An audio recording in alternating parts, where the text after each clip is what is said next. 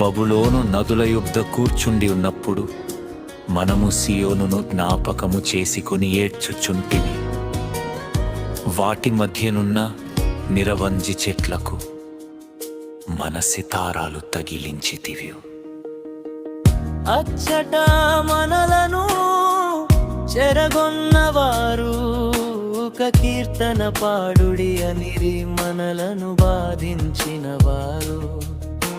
సియోను కీర్తనలలో ఒకదానిని మాకు వినిపించుడి అని మన వలన ఉల్లాసము గోరిరి. అన్యుల దేశములో యెహోవా కీర్తనలు మనమెట్లు పాడుదుము.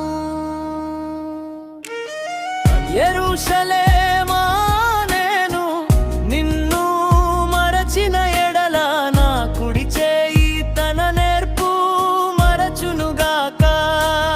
నేను నిన్ను జ్ఞాపకము చేసుకొనని ఎడల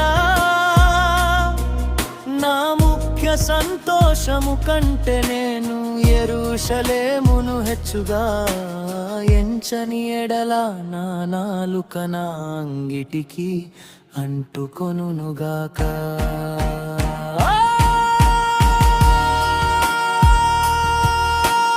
యెహోవా ఎదోము జనులు చేసినది జ్ఞాపకము చేసుకొనుము.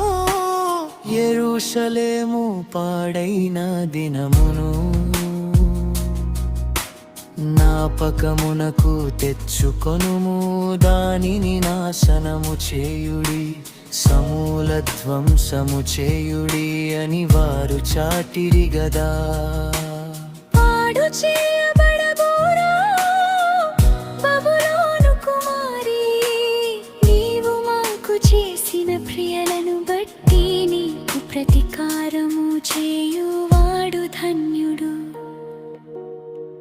నీ పసిపిల్లను పట్టుకొని వారిని బండకు వేసి కొట్టువాడు